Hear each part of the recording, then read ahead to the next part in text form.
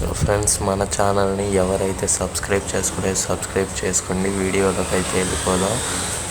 అవి శివ, సంతోష్, మేఘన మరియు రమ్య. వీళ్లు చిన్న స్నేహబంధంతో ముడిపడి ఉన్నారు. ఒక సాయంత్రం వీళ్లు అన్నీ రహస్యంగా ఉన్న ఒక చిన్న గ్రామంలోకి వెళ్లాలని నిర్ణయం తీసుకున్నారు. సాయంత్రం 6 గంటలకి బయలుదేరిన వాళ్లు రాత్రి 9 గంటల వరకు ప్రయాణం చేస్తూ చివరికి గ్రామం చేరుకున్నారు. చుట్టూ దట్టమైన అడవులు, వింతగా ఉన్న సైలెన్స్, ఆకాశంలో ఒక్కటే కలిగిన చీకటి కమ్ముకున్నాయి. అక్కడికొచ్చిన వెంటనే వారి కళ్లకి కనిపించినది ఒక పాత రహదారి.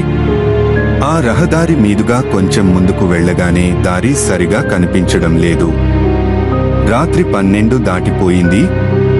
తిరిగి వెళ్లాలనుకునేలోపు మేఘన గమనించింది అక్కడ ఏముందో అర్థం కావట్లేదు.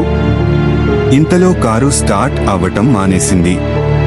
ఆ చీకట్లో ఒక్క కాంతి కూడా లేని ఆ వింత రాత్రి వారిని భయపెడుతోంది.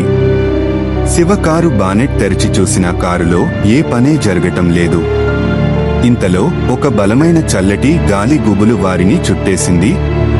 మిగిలిన వాళ్లకి భయం పెరుగుతోంది. ఇంతలో ఎవరో వెనుక నుండి వేగంగా పరిగెత్తుతున్న చప్పుళ్లు వినిపించాయి. అందరూ వెనక్కి తిరిగితే ఏమీ కనిపించలేదు.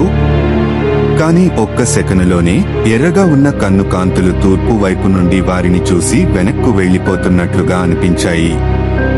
రమ్య అతి భయంతో కీచుకి తల్లి, ఇక్కడ నుండి వేగంగా వెళ్లిపోనిద్దాం అని అంటుంది. అయితే కారు మాత్రం బుద్ధిగా పనిచేయటం లేదు.